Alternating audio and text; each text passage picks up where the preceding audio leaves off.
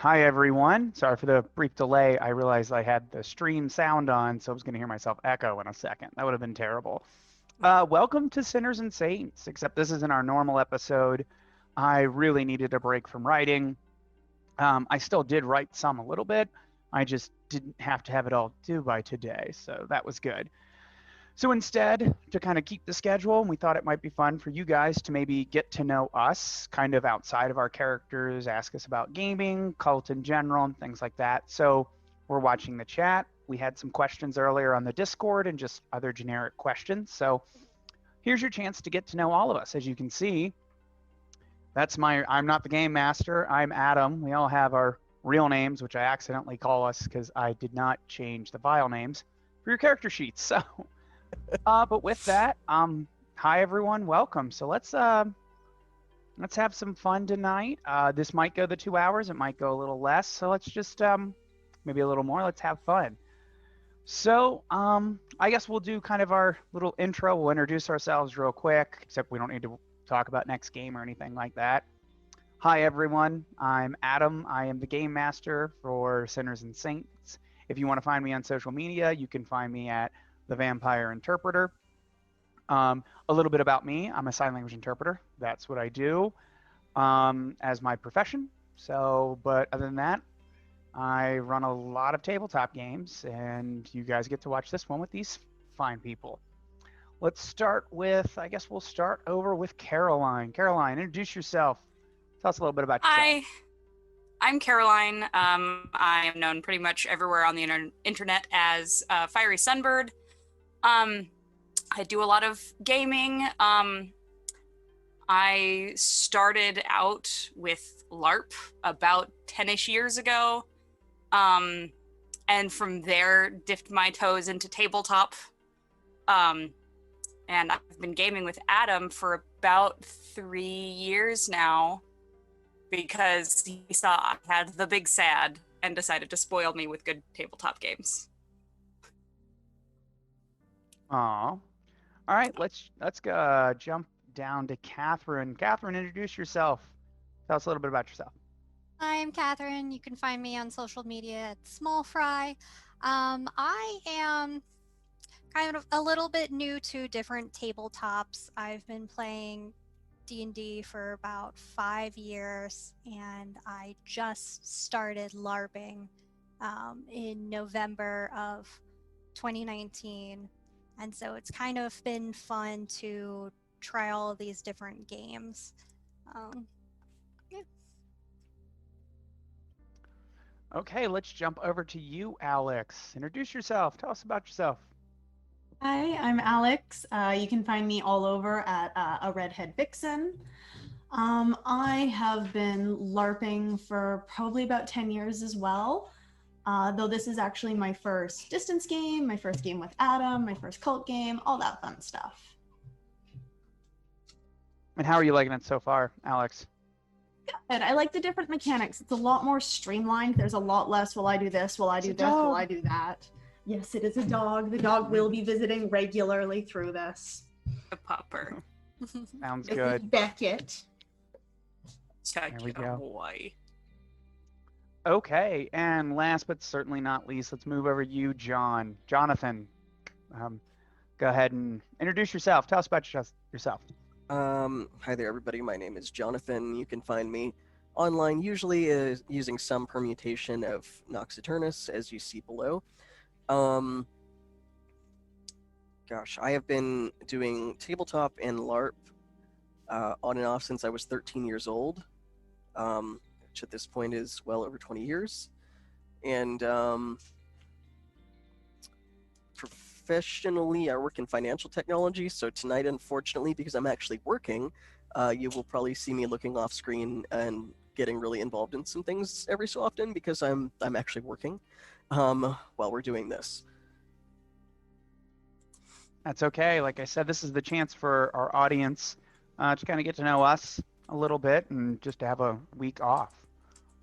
So, as I'm chewing into everyone, yes, Good job. everyone can learn about me. I love popcorn. He does. Yes. Found a way to Accurate. include it into game.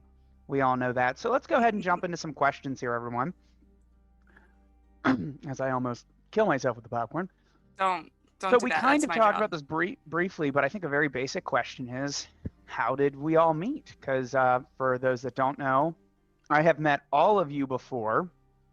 We all met in various different ways, and I guess we'll kind of how'd I meet? And there's another question here. I got how did we get involved with KULT or Helmgast?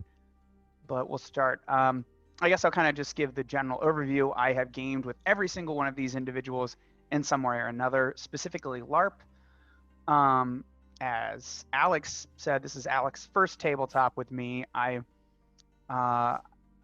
think actually what got you on this is you liked my status as I was putting this together. And I was like, you know what? You know who I've only LARPed with, not done some tabletop with? Alex. And so I'm glad you're here with us. I met John. I don't think I've known John the longest. I think that's actually Caroline's on it. But John I met through LARP. First, I played out on the East Coast. You played out on the West Coast. So we were kind of email buddies for a long time. And then I don't actually ever remember meeting you. I just remember you being there. And I'm like, oh, that's Yeah. That's Garen. Okay, cool. That was the name of your character at the time. Yes, that was my character at the time. We were both playing in a Requiem game, and that was loads of fun. Indeed. I met Caroline at a LARP event. Excuse me, and it was very random. I'm wandering through the game, and we're all big vampire players. And suddenly this, at the time, not that Caroline is not young, but a much younger Caroline jumped Baby. out and frenzied and attacked me. I think you're probably like, what, 18, 19 at I the was time? 19. I was a wee skinny little baby LARPer at her first like farthest ever from home out of state con.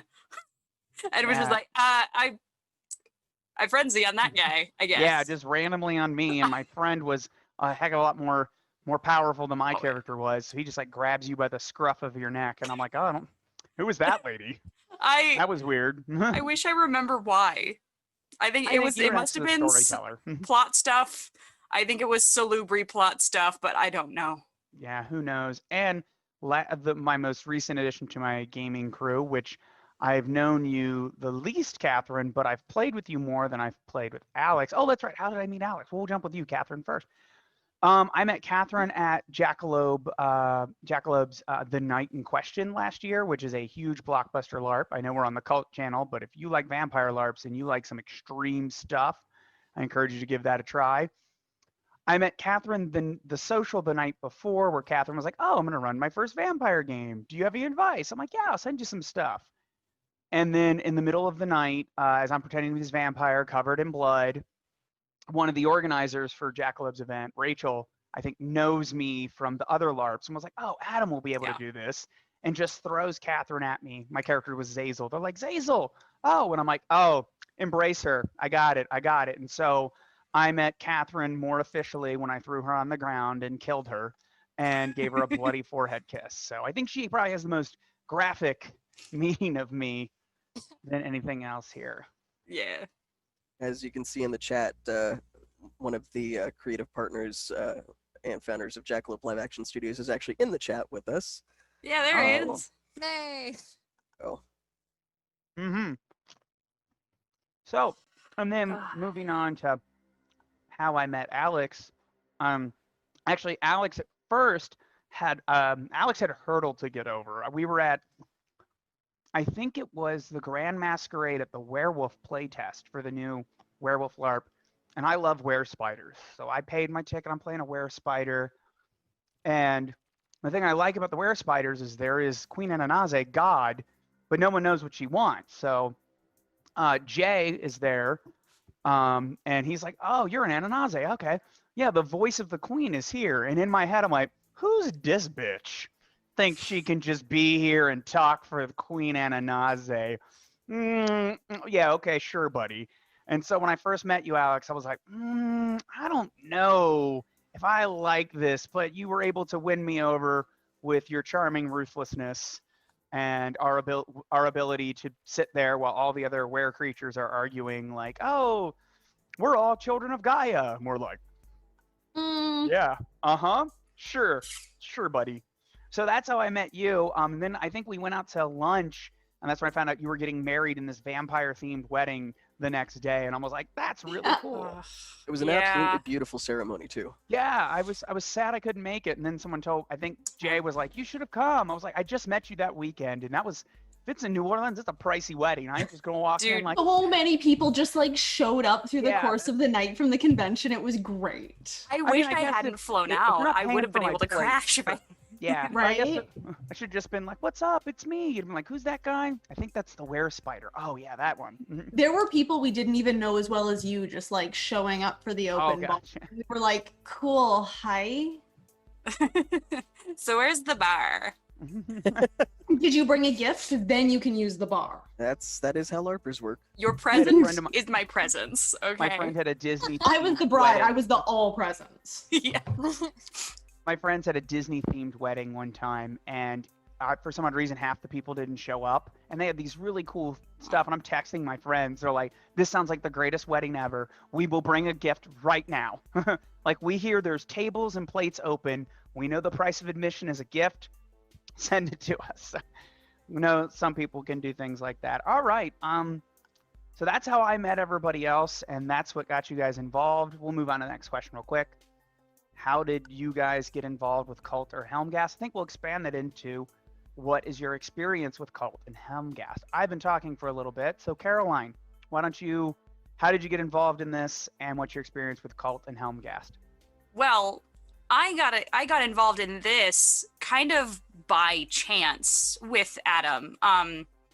Penny for a Tale asked us, like, last minute, guys, we need some players. Are you free? Fucking bet. And so we played like arguably 30 minutes. 30 minutes. 30 minutes. I was like throwing makeup on because I'm going to be on camera on the internet. I can't be a living goblin if I'm going to be live on the internet. If it's just like Discord or whatever, that's one thing. But my pride demands. But so we played another Powered by the Apocalypse game, Pasión de las Pasiones, which is telenovela the RPG, and it is as fantastic as it sounds. And from there, if I recall, Mitch was just like, hey, do you want to be on the KULT channel? Yes, please. And what's your experience with KULT before this game? I have had no experience with KULT before. I have been kind of dipping my toes in the horror genre as a whole in the last handful of years because bad boyfriend. We'll just put it at that. Been dipping my toes back into the genre rather. And so when Adam explained KULT as Cthulhu mythos, but done by Clive Barker, I am fucking into it because some of Clive Barker's movies are some of my favorites. So, so far my experience has been top-notch. Beautiful story, beautiful art, beautiful horror, beautiful everything. All right, Catherine, how did you get involved with KULT and Helmgast, and what is your experience with KULT leading up to this?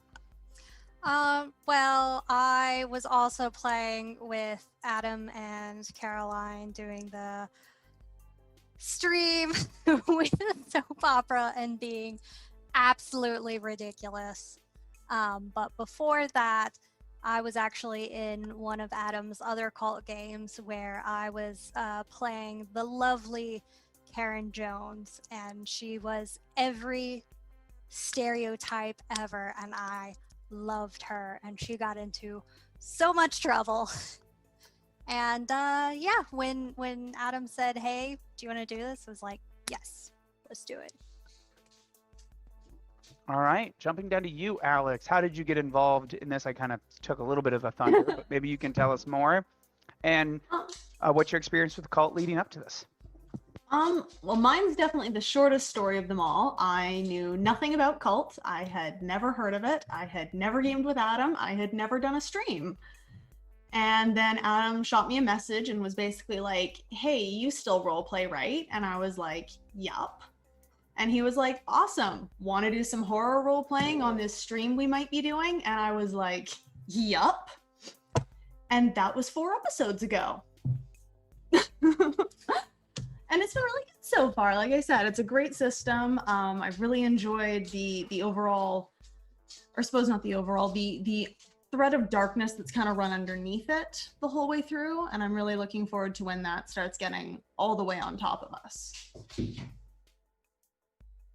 And what was so no experience with KULT ahead of time? Awesome. None whatsoever. Never heard of it. Oh, I'm sorry. I didn't mean to interrupt you, Alex. I'm sorry. I was done. Sorry.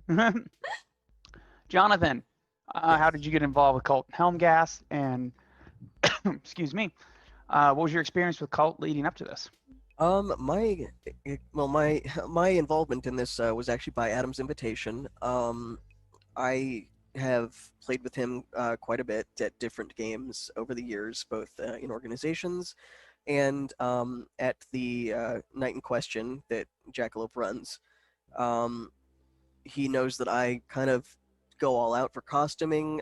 He actually invited me a couple weeks before the KULT opportunity came up, had invited me to one of his tabletop games to reprise a role that I played at last Night in Question, and I came on screen with them in my character's full costume from the Night in Question, full wig, contacts, makeup, and everything. So it was kind of, I'm just a little bit extra when it comes to this stuff. As far as my experience with KULT, however, it has always been a game that I've wanted to play. It's been a game that I really was looking into at the time when the Kickstarter happened, but unfortunately, finances just weren't there at the time. And when he gave me the opportunity to join this, my answer wasn't, "Oh yeah, sure." It was, "Yes, when are we starting? We're starting now? How about now? Are we starting now?" All right. So I guess we'll go with me is how did I get involved with KULT and Helmgast? And other than that, what was my experience with it? So I have a little bit longer of like the story's not longer, but my friend introduced me to KULT. I guess he had the PDF and was like, "Hey, have you seen this?" He sent me the PDF. And I fell in love with the art. And I used to work in a game store years ago, and I remember older versions of KULT. And I remember looking at, not really reading it, going, "This is a weird cover, huh?" You know. So I kind of passed it up. But when I run my private tabletop games, I make little banners as Caroline, as everyone. And I'm sure Alex has seen them on my social media. I kind of do that, and I was thinking about KULT and Mitch, who works through Penny for a Tale, TTRPG Theater, or TTRP Theater, and through Helmgast was like, hey, you should stream KULT, and I'll do a one shot. And I was like, just wasn't really into it. And then and that was like a year ago when I started doing this. And then I would do another thing, and he'd be like, hey, you should stream. And I was like, and eventually it got to the point where I was starting to develop my private KULT game. And I asked my private KULT game, which Catherine's in, I was like, hey, they want us to, this guy, because at the time I found out Mitch was like, I work with Helmgast, I work with KULT, and we would maybe like you to do that. I asked my private game, they were like, nah, some of them just weren't comfortable with streaming. So I eventually said yes to Mitch, and his thing was like, hey, we just, since you haven't done it yet, we need like an audition video, like run a one shot, do something, just so we can see. And I'm like, all right. So we were starting to put that together, and that's when I reached out to you guys, and then we get that last minute. Mitch gets a hold of me like, hey, I'm running this telenovela game, and I need players. Do you know people? I'm like, yeah. When do you need us by? In 30 minutes. So a bunch of us just dropped what we were doing, showed up to that. Had a crazy wild time, and Mitch was like, hey, you guys did great. You don't need to send us a video. Let's just go ahead and do it. And here we are. So that's what got us there. Before this, my experience with KULT is I had run maybe 2 games. Like I planned a couple other one shots, but they would fall apart. Life would happen. And so I'd run 2 games of KULT and then went into this. So that's my experience. Okay, let's jump on to some other questions. I'm going to jump to one of the, actually, hold on. Let's see here. Those are more me questions about how I run the, we're not going to do that. We're going to go to you guys. So what do you do to get into character? Like, so the stream's going to happen, tell me as quickly, give me some embellishment, but as quickly as you can, what you guys do beforehand, like to get in there. So we'll start with, actually, we'll go the other way around. We'll go, John, why don't you lead us off? Alrighty. I am, and probably always will be, kind of heavily a method actor.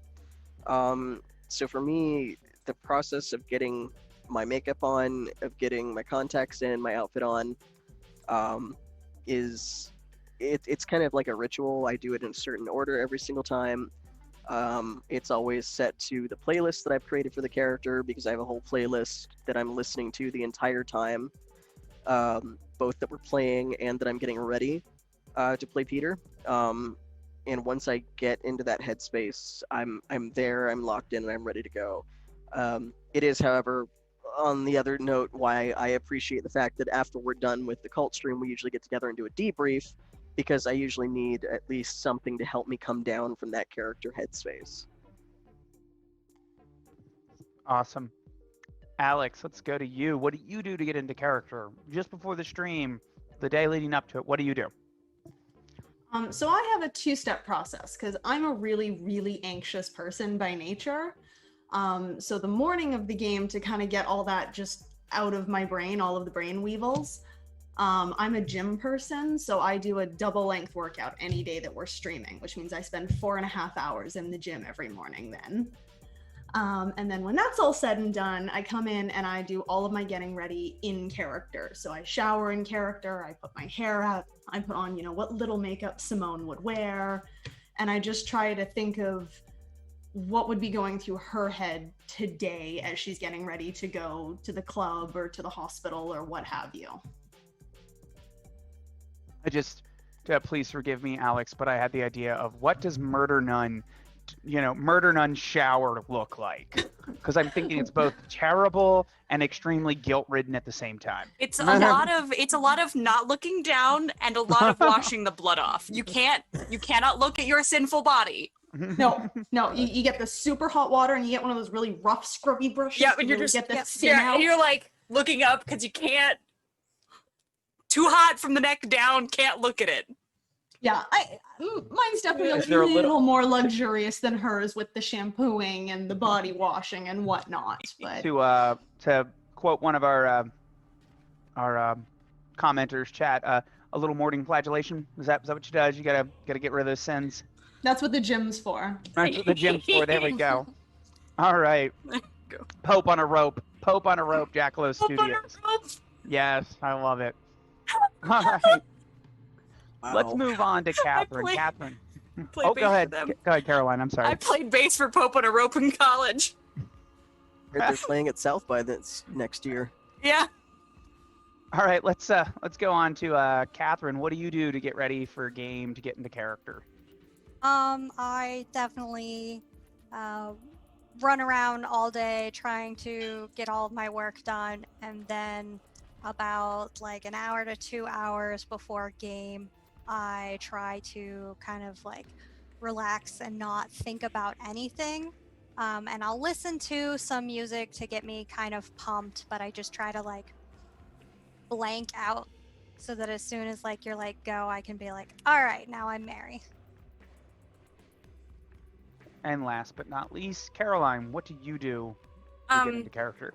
So I, like Jonathan, am kind of a method actor in the sense that for me to get into character, I try and stay in character the entire time. So for me, I will about 2 hours before game set up all of my stuff. Sometimes not always in that right order. Sometimes I'm setting up like 5 minutes before we're starting because reasons.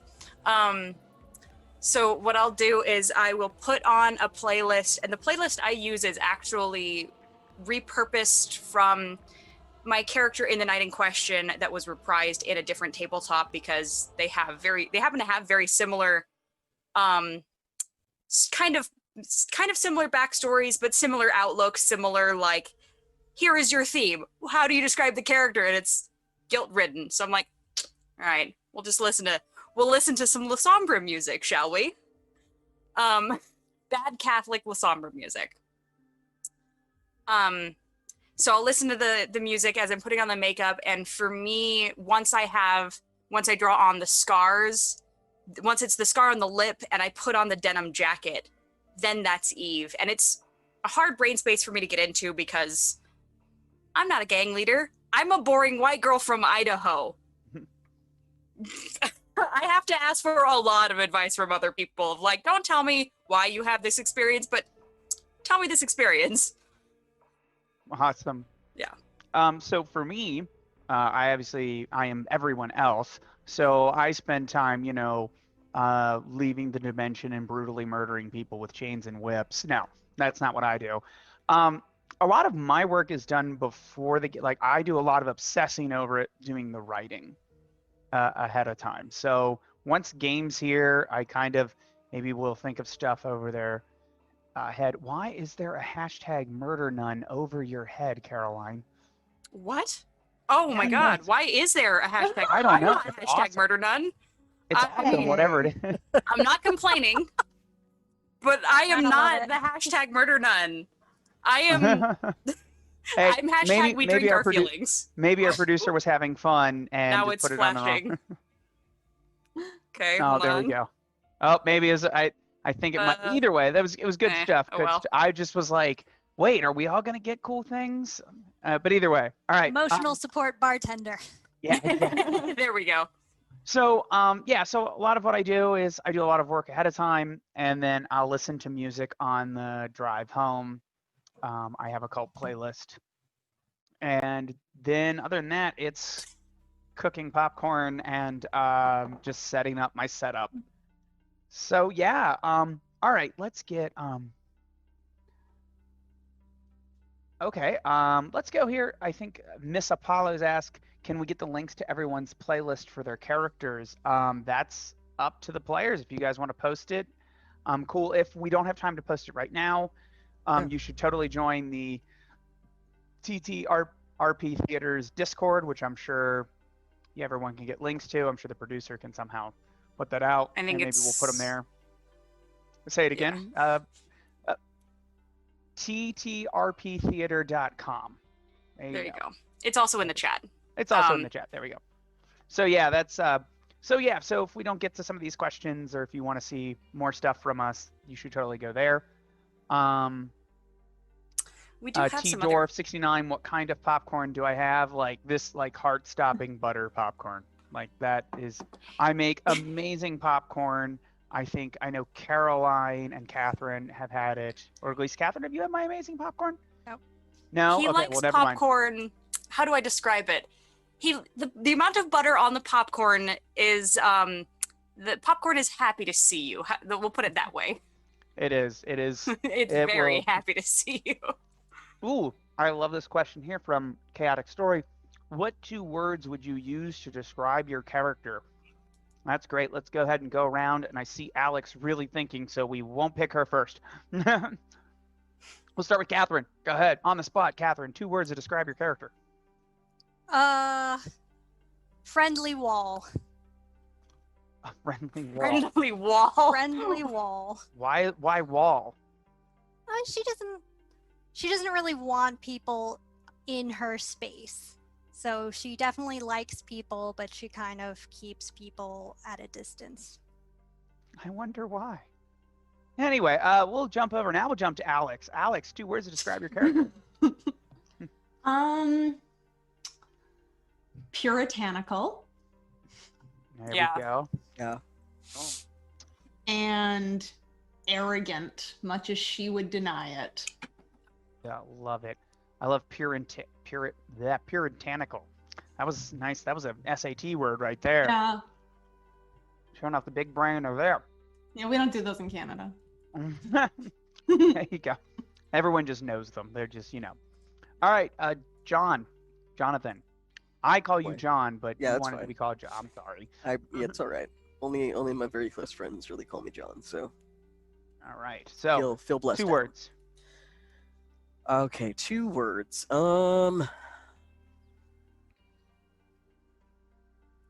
First word is gonna be ruthless, because he is fairly ruthless, all things considered.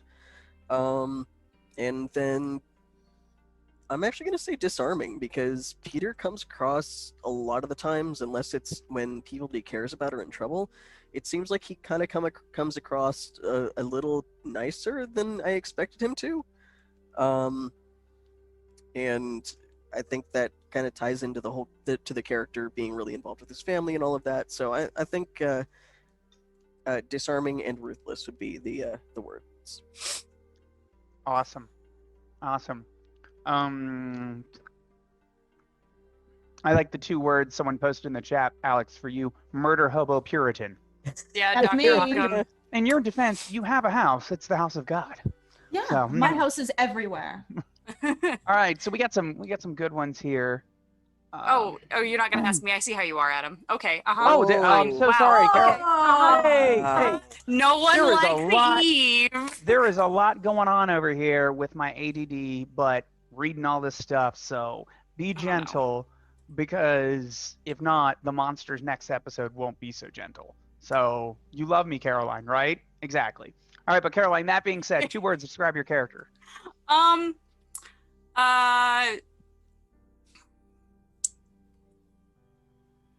Oof. It's hard, right? It's hard. It's hard to do just 2. Like saying guilt-ridden isn't quite correct. She is tortured and lonely. Aw. I know. We're playing the world's smallest violin for her. She is all edge and very little point. All right, so Catherine had to step away for a quick second, so we'll jump to there's a question that's a little bit more about, I'd say, more me, and that'll give her a second to jump back so we can do the more stuff for you guys, okay? Yeah, put the focus back on you, where it belongs. Yeah. I wish. I'm sitting here amongst this sea of awesomeness trying to do everything I can here. We all Drowning. like to throw shade a little bit around here, as you can tell. Just a little bit. Oh, Catherine's back, but we'll go ahead.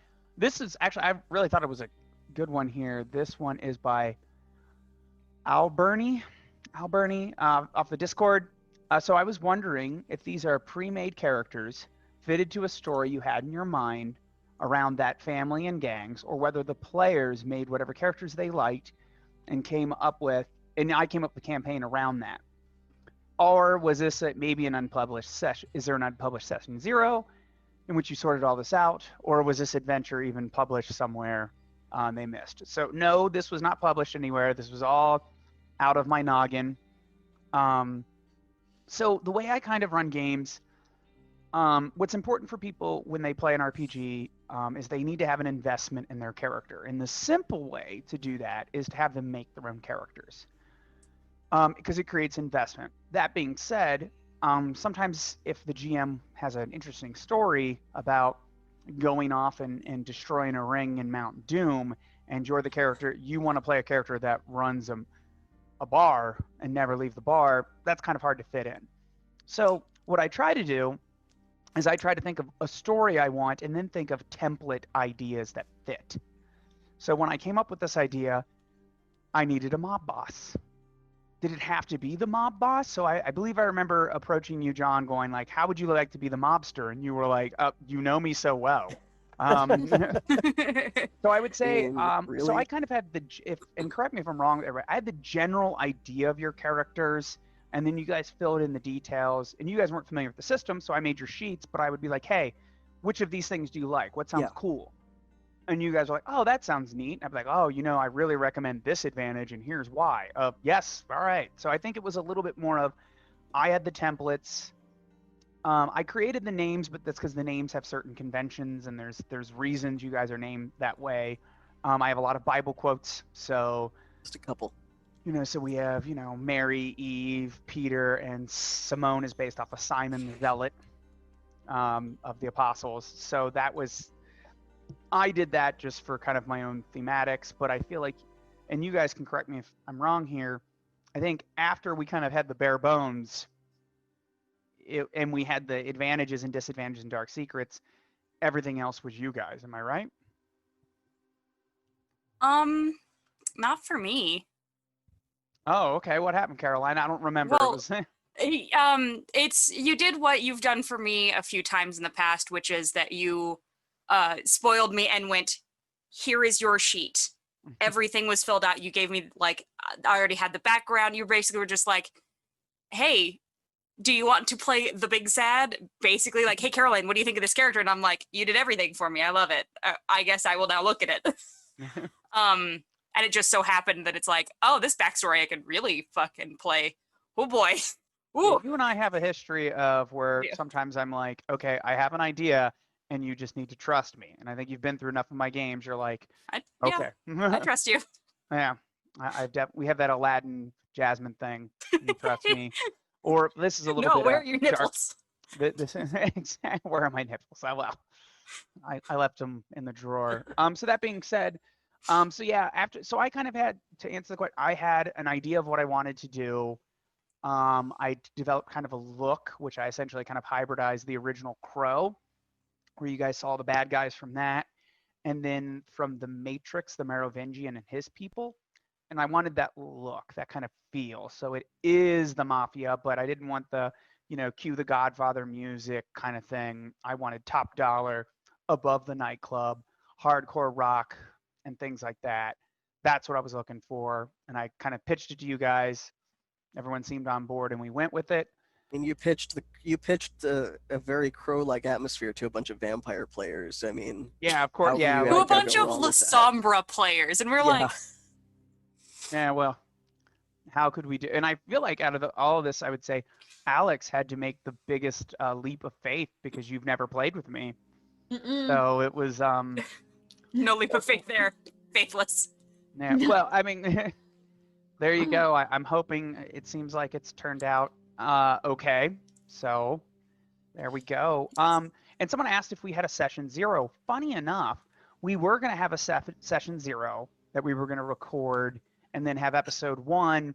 And I was talking with Helmgast, the producer, like, hey, if we do this, you guys could release it on the YouTube, because I didn't know it was just going to only be on Twitch. I'm still very new to the Twitch thing. Love you anyway, Adam. Yeah, so, but our producer was like, that sounds great, but for me to set that up, it would take X, Y, and Z. And we were kind of rehearsing, because this is our first stream, first time we were ever on there. And we were all a little nervous. So if you go back to watch episode 1, everyone's intro scenes was supposed to be session 0. It was an opportunity to get to know their characters.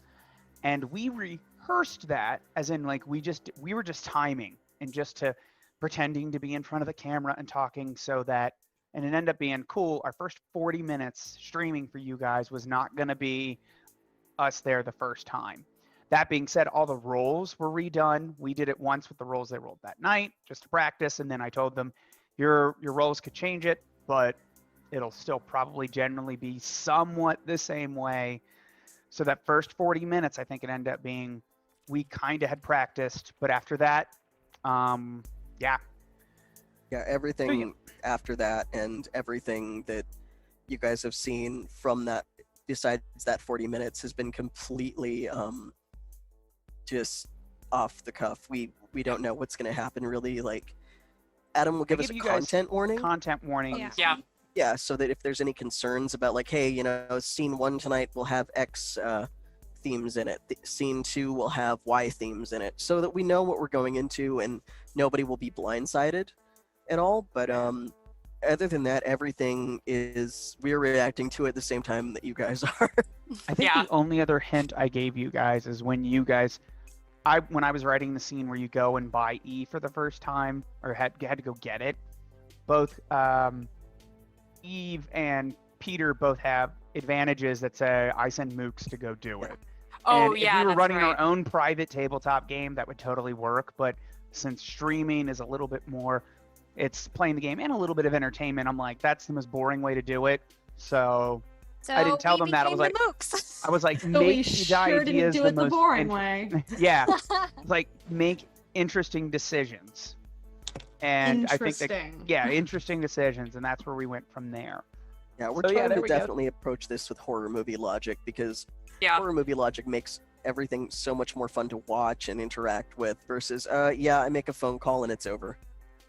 Yeah, I threatened a guy, and half an hour later, I got the exact thing that I needed, and you know, no one had to get shot about it, which is ideal. But no, that makes for a really boring movie. So someone, moving on, I like this question from Mr. Cultist. If it's not too revealing, or if it doesn't interfere with your story, can we get more information on the characters, like dark secrets, disadvantages, and advantages? I can't tell you dark secrets, because everyone, I like games where characters have something to hide. So not all of them are out yet. Yeah. Some of them are starting to come out, and they will be revealed by the end of the season. That being said, I guess, does everyone have quick access to their character sheets, or should I just... Yeah. All right, yeah.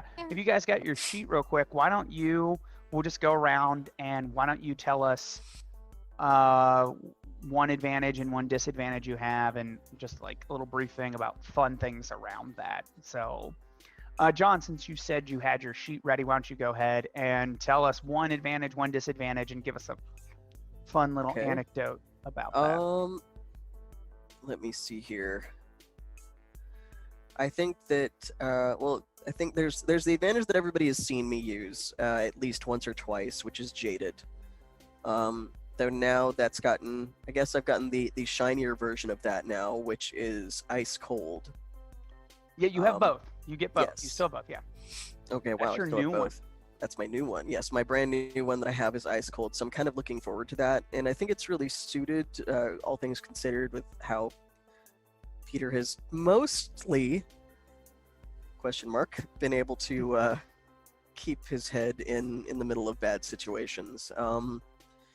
The disadvantage that I think I'm going to detail, because it's the way more interesting of the two disadvantages, I think, is Oath of Revenge. That one's not come up. Yeah, That one hasn't come up. What is that one? Uh-oh. God, you can tell us about that. You can tell us about that. I mean, I figured I could. I actually, that's surprising to me. I'm actually pretty shocked that people didn't pick up on it. Because out of the disadvantages that I have, I think that's actually, to me at least, the most obvious one. Peter is absolutely looking for revenge against whoever killed his father.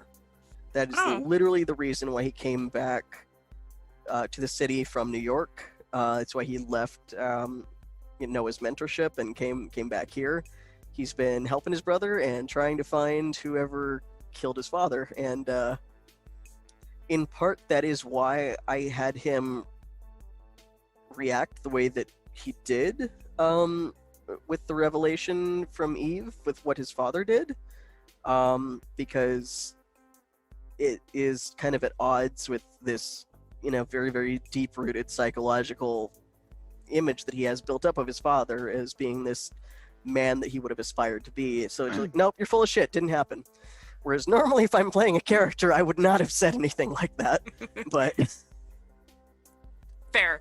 All right, let's jump down to Catherine. Catherine, why don't you give us an advantage and disadvantage and a little anecdote related to game or something like that. Okay. So one of my advantages is indoor trauma. And I'm pretty sure everyone has picked up on repressed memories. Weird, right?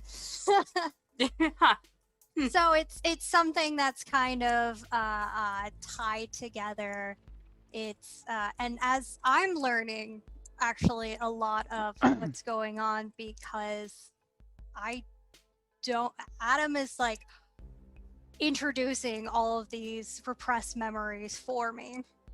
So there's a lot that I don't know. So there's actually some things that I'm learning along with everyone else. I think that's a lot of fun. Awesome.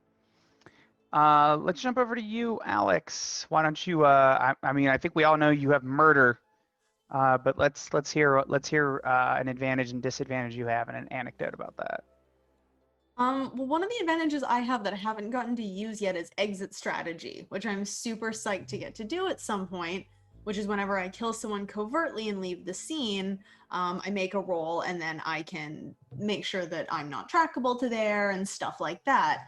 And I'm sad I haven't gotten to get away with murder that overtly quite yet. Stabbing and the then- guy multiple times in the neck will just do that to you. Yeah, Well, I it's mean, hard to get away from that in a was crowded fine. hospital. Apparently in this world, attempted murder is not a crime, so I'm into that. Do I have to kink shame you for that? Don't make me kink shame. Well, my disadvantage that I think everyone's familiar with, of course, is my object of desire, which I look forward to coming up many, many more times and causing us many, many more problems before the end of this. Indeed, that's right. I remember.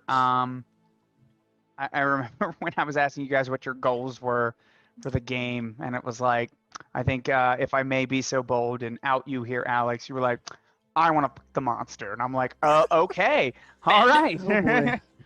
Oh, So we'll see what happens there. That'll be Touched by fun. an angel. Yeah, there you go. That was Eve. Angel. That was Eve in the last game. Love Exactly. it. I already like She's this. beating you to it. It's not a race, ladies. It's not a race. However, get there I eventually. did get there first, so Oh, well, I'm just gonna have to go with the demons then. yeah. There you Yup, go. there you go. I mean, Um, already. Yeah, 6 to 1, half dozen to another. You know. Fair. I You like were finesse. you were first. I was Slanesh first. approves. Who doesn't want to fuck the monster? Exactly. Hey, look, Who we're doesn't? not supposed to use our outside voices about that, okay? That's what I've been told. No, hold on. No, now you guys need to see my shirt. God. My sexuality is monsters. Okay. In this game, we fuck the monsters. Awesome. In this game. And this Eve, game. that's not what's on your shirt is not your disadvantage. Or Caroline, why don't you tell us It's what true. your character's advantages and disadvantages? So one of the disadvantage I don't want to go too far into because there are some spoilers. That disadvantage is called guilt. She's guilty about something.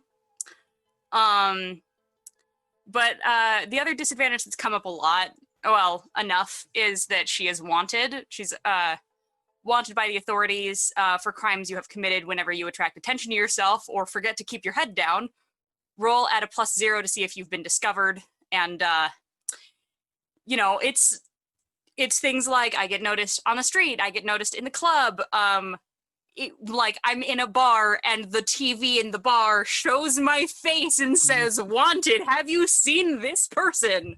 Call Crime Stoppers at. And it's like, well, I guess that's my time to dine and dash. And let's hear one of your advantages. One of my advantages that hasn't come up yet that I kind of want to, it almost came up last session if if Simone and Mary hadn't been so convincing, and it's called Enforcer. Whenever you credibly threaten someone directly or suggestively, roll plus violence.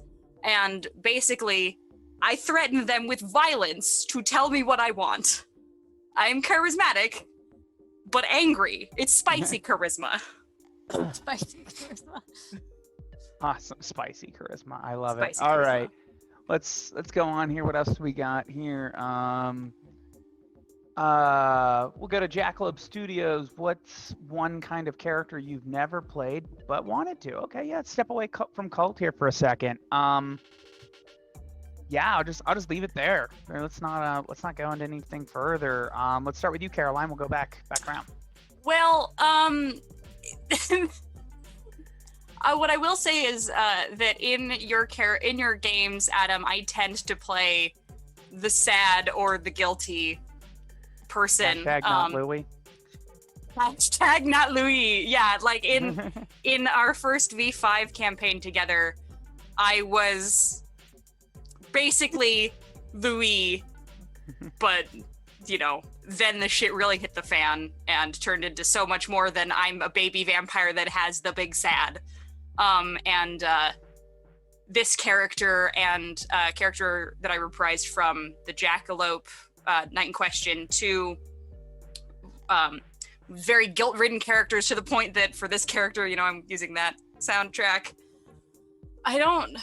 It's hard to say what I haven't played because I've played a lot. I mean, in D&D terms, I want to try out, like, I don't know, happy-go-lucky and or mania-centric warlock. Like, I want to play someone relentlessly evil and happy about it. Awesome. Alex, let's jump down to you. That's hard. I've had a pretty storied roleplay career. I've played a lot of different stuff.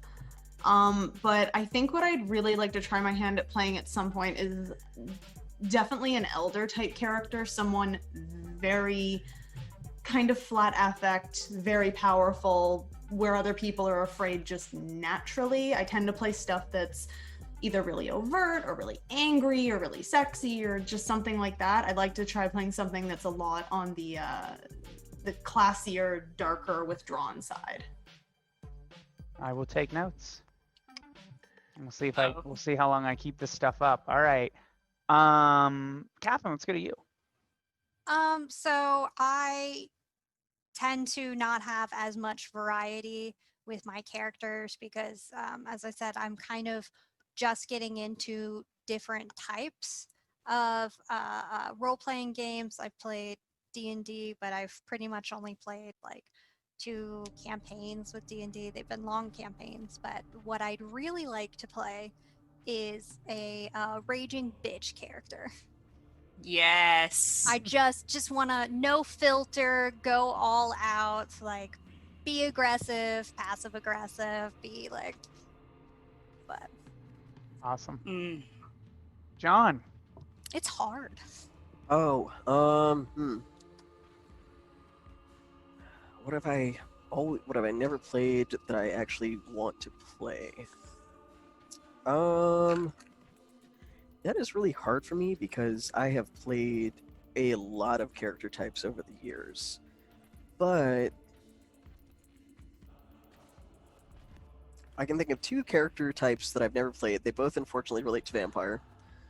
And they are 2 completely different ends of the spectrum. I have never actually played they're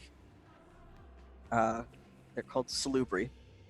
They are a very kind of holy and pacifist, angelic type of vampire. I've never played one and always wanted to. And on the other end of the spectrum, I've only ever played one of these as an NPC at conventions, and I really want to, and at a local game, but I really want to actually play one. I want to play a whole ass infernalist and just be the worst, most horrible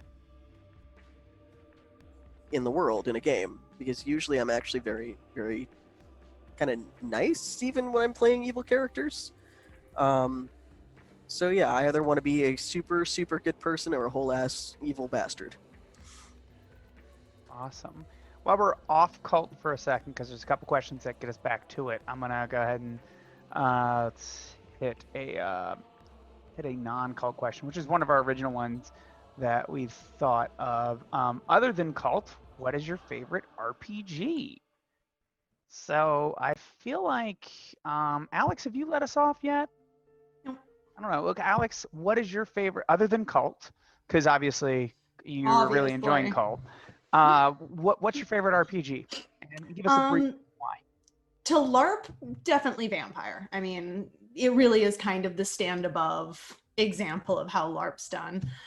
D&D is great for regular sit down, but I'm actually the big dork who likes what no one else likes. My favorite is Hunter the Reckoning. Out of all of the RPGs, I haven't played that yet. it is my favorite. It was my original introduction to Old Wad, and now it's my jam.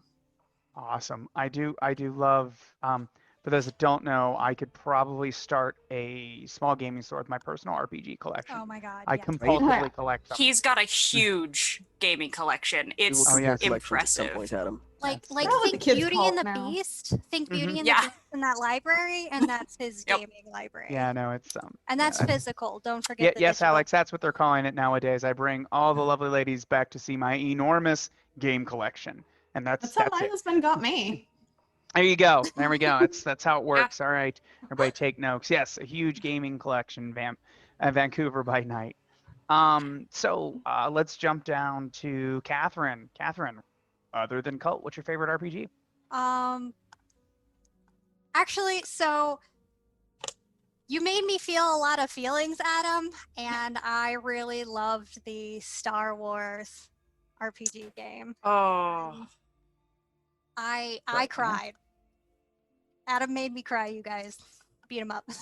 Yeah, he'll do that. Hey, it was good. It was a great Star Wars game. It was a lot of fun. We got to do a lot of the great tropes, and you end up getting attached to these NPCs, and it was kind of cool because you think you're familiar with the game, and so you have like an idea of the like the tropes and everything that you're doing, but like everything is so different when you go down into the weeds, and it was just fantastic. And also, Aritney, if you're watching, thank you, because she actually gave me the whole set of Hunter the Reckoning. So there we go. Look at Hunter I'll getting have some to- love here tonight. Yeah. Jonathan, okay, what's your favorite RPG other than cult? Other than cult, I mean, I have to bring it. I'm kind of divided. I have a favorite thing that I like to LARP, and then I have a favorite thing that I like to tabletop, and they are vastly different. For LARP, I have to say that it is a direct tie between Sabbat and Mage the Ascension. Yes. I mean, it is my love of Sabbat knows no boundaries, and a lot of people know me as either the La Sombra guy or the Sabbat guy. And I like Sabbat enough that I work for Jackalope Live Action Studios as their community manager, so kind of crazy about it. To tabletop, however, I actually prefer a game that is completely not related to the World of Darkness, and my favorite tabletop is actually Unhallowed Metropolis. Actually, one I've not heard of. I'm almost challenged. Oh my god, Adam's not heard of this game. Okay, I'm gonna put that feather in my cap right there. There you Yeah. go. And That is, Unhallowed Toot that Metropolis. horn. one more for the library. Give him a. Right, Unhallowed Metropolis. It was originally put out by Atomic Overmind. It is a diesel punk, apocalyptic future Victorian LARP that involves supernaturals and zombies, and it's really an amazing game. And it is super rules light and narrative heavy, which is kind of how I prefer my games. And I love it so much. My husband has been running a game, was running a game for me and some friends back in California, and I'm hoping that he'll eventually feel well enough to get that going long distance again, because that is genuinely one of the best games I've ever played. Awesome. All right, Caroline, favorite RPG other than Cult? Oof. It's hard because, I mean, I love all of these different games for different reasons. Like, Vampire will always have a very special place in my heart because it was my first game. It was like, D&D 3.5 scared me off of games so badly. Like, the thought of it scared me off of them that I didn't touch RPGs until I was 18. And one of my friends was like, "Hey, Caroline, you like vampires, right?" And I'm like, "Ooh, pretty person." And yes, I like vampires. So I'm like hardcore Sabbat, like Sabbat City Gangrel will always have a very special place in my heart, even though I am IRL a Setite. And I love to LARP vampire. Although I haven't done a lot of other LARPing that wasn't vampire. I mean, because It's SCA, kind of a little bit of a monopoly to a certain right, extent. and SCA isn't technically a LARP, and will, you can fight about that in the comments. Fight about it in the chat. We're not going to fight about it here because literally no one else here does the SCA, so I'm right. Tabletop, I love Dark Ages. I love D&D. And I really love Monster of the Week, which is another Powered by the Apocalypse.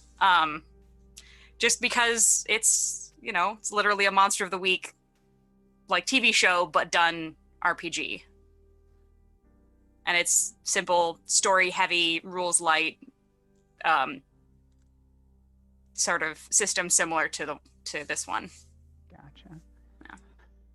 Oh, for me to pick my favorite game outside of Cult would be extremely hard. Kind of like what you said, Caroline. I like nearly every game I have for its own reasons, and some games I get just to see what they have. I've been what got me into Vampire was what got me into gaming was Vampire. I actually saw a sci-fi special about D&D, and I picked up a D&D book, and back then it was THACO, or it was the end of THACO going into 3rd edition. And it was really hard for my young teenage mind to add a big number to get to another number, to try to get to a small number. It was just confusing. And then I found Vampire the Dark Ages, 2nd edition era, 1st edition Vampire the Dark Ages. And that's what made me fall in love with RPGs. That being said, my favorite is just hard for me to say. I actually don't get to play very often. I think I'm actually a mediocre player in tabletop. I think I do much better as a GM. So it really just depends on who I'm playing with and what they want to do. You're a hard player to keep happy. Exactly. It is very hard. I am actually my requirements for being happy are pretty simple, but they're hard to get for me. I'm like, wow, you held my attention. Yeah. Like it's just, and that's so not hard. them. That's me. It's not them. Like when I'm sitting here running the game for you guys, I'm listening to you, but the other half of my brain is like, okay, what do I need to do next? Ooh, it looks like Alex is bored over there. I should jump to her and make sure. Okay, okay, done. And that is amazing when you have a large group of people, but when it's just you playing your character, it's very hard for me. So that being said, I can't answer that, but all I could do is just list off games why I like them for a bunch of reasons, and we don't have that kind of time. That being said, let me check if there's another. I think there's really, after this, it's just a lot of cult questions, which is good. And it's almost like we're here to talk about Cult. What? Yeah, well, I feel I like. the idea. We're talking about us and Cult, our relationship to Cult, which also we're in a larger gaming community. There is one cult question that I really like that Tally the Hound asked. Okay, what is it? What was your character's biggest oh crap moment in game? What was the biggest oh crap moment for your characters this game? I don't know, Caroline. Why don't you tell us? Start us off. Ooh, I'm gonna have to go with the actual like oh shit moment was the end of this last game, like oh crap, we're literally in heaven, and I was right, God isn't answering my prayers. But the oh shit moment happened when she turned around and everyone else was gone, and the light that they were supposed to follow was gone. And she was getting closed in on by these things. And then an angel comes down right after, having been told, yeah, these angels, they're a little fucked up. God was really making them toe the line, and now that they're just doing whatever they want. So she's like, get me some fresh pants. This is it. Get the toe tag. All right, so let's jump down to you, Catherine. Biggest oh shit moment. Well, getting possessed was very interesting for Mary. Definitely very creepy, and she's still dealing with a lot of shit. So that was definitely her oh shit moment. Nice. Okay, Alex, biggest oh shit moment. Simone's biggest oh shit moment is probably a lot smaller than everyone else's, because for her, the scariest moment in the whole game so far has been Father Ezekiel saying there is no God. She was just, that's mind-blowing, and this man has been her personal spiritual advisor since she was a kid. This was world-shattering to her. It wasn't the evidence of that. No, I've been expecting that since I was a kid, but for Father Ezekiel, that just blew her mind. Gotcha. Nice. I like little moments like that. That's good. Yeah. As Dr. Occam says, low key, hashtag low key oh shit, which is good. It's Peter. your Monday morning oh shit. Yeah. High key, low key. God is dead. Huh, damn it. Fuck, All he was right. Peter. See, now I'm actually saying, oh my God, John. Adam, do I need to start calling you the wrong character names now? It's okay, Adam. We still love you. Zathel, get your shit together. My wife's not here. I can't. I'm sorry. Oh, That's okay. Anyway, moving on. I know.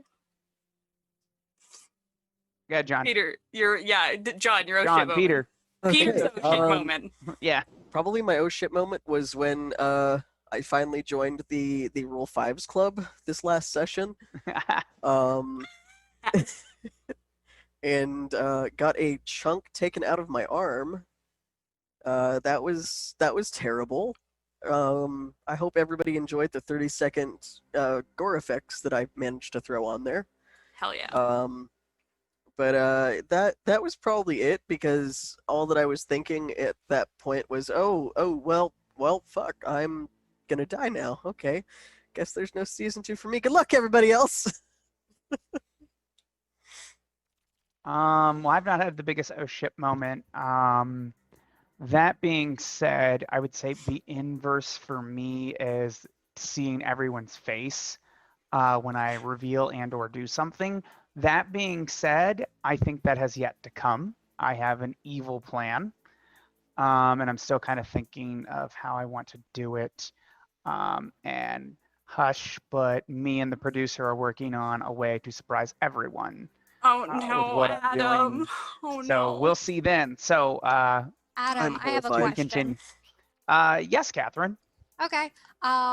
What was the moment that one of the characters surprised you the most? Oh, Now I'm sitting here like I wish I had my notes in front of me. I would say I didn't have no total party kill. That I've not had any big surprises yet because trying to think like no one's done anything that's really no one has done the things that I'm prepared, but I know if they do them will dramatically shift the game. So luckily I've been relatively lucky that everything's progressed so far, but there have been a couple of situations that I don't know, wait, I guess the biggest thing is yes, don't show weakness. Yes, everything's in my power. They'll rip me apart if they suspect. The closest I would say to really shocking me was the plan to steal the E from the drug dealers that led to all that murder. Like that was like, oh, okay, all right, I guess it's murder time. That wasn't the plan. They never asked for money. They never asked for money. The first one is always free. Y'all, Parents you make the right decision. you went into a store and decided we're gonna be petty thieves. All You right, went into okay. a store. They want some drugs, and we were like, "Yes, please, we'd like some drugs." This guy was literally feeding the murder nun drugs. Like, and didn't ask for shit. So So there are a couple questions that are kind of tied together. So we're gonna, and this is kind of more of a me question here, and I think it'll lead to you guys. So there is a question from Chaotic Story, Lord Shaper, and to a certain extent, Mr. Cultist. It'll address yours. Well, it'll lead into that very well. So the first one, as in the order I have, from Chaotic Story, while some who have read the core rules for KULT understand the knowledge of the world as it really is, are clues being deliberately dropped to try to explain the backstory of the world to the characters. So my players don't know a great deal about KULT. I believe I've kind of said as much, so let's support Helmgast, buy the book, please don't open it. Yeah, So basically. just because It's when my I plan to be read buying the KULT, books soon, but I'm not gonna read it until we're done with Yeah, this, however yeah. many seasons that may be. yeah, when I read KULT, the first time I was just so like this cosmology, how the world works was so fucked up, and I loved it. But it is more as everyone's learned, we're all big vampire players here. Oh, there's a Zamitzi to veteran vampire players, even though it should be frightening, we're not frightened. You guys have no idea what the hell a Nephirite is, and that's frightening. So Yeah. I almost didn't want you to know what these things were. That being said, I'm dropping in, I would say, a lot of hints that are tied to the book. The players and the characters right now are unaware of them. As they learn more, they may be able to start to understand. But some of it I do for the audience. Kind of my most obvious one I thought that I did was the name of, it's an NPC. I created a lot of NPCs that may or may not be used. I just like to have them ready. There's Rachel St. Clair, who's like, I think we mentioned her, she's the band girl that was playing one time. Yeah. The name of their band is the Black Madonna. And the Black Madonna is the name of an adventure.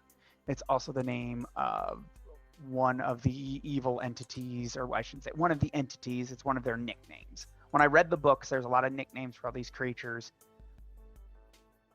Mere mortals will barely understand them.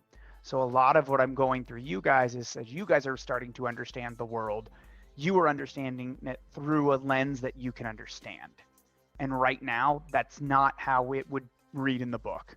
A Nephirite is not a Nephirite to you. It's a demon. Yeah. Because you just, like, the Nephirite is, that you just don't want to understand that. Right. It's not wrong. It's just Yeah. it's a specific kind of demon. It's your limited worldview. So, All that we know is it's equally terrible. It gets so much worse. Wait, yeah. it gets So, worse. going to I need to Lord temporarily Shaper. step away to make a call for my work really quick. Okay. So I'll be right back in about 5 minutes, y'all. sounds good. See you soon. Lord Shaper, has the cast, which hasn't played KULT before or has limited knowledge about the level of the game, looked more into it, or are they resisting more to find out as the story goes on? Caroline, why don't you field that question, at least for you?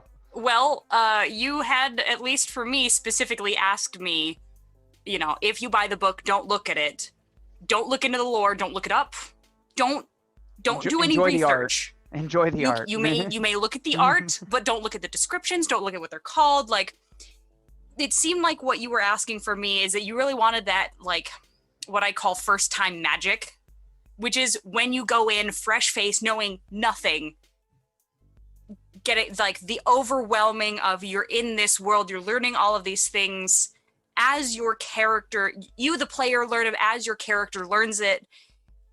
I mean, it feels more organic because it's organic. That is the player actually reacting to, oh fuck, what do you mean that thing just pulled that other thing's face off? I'm sorry.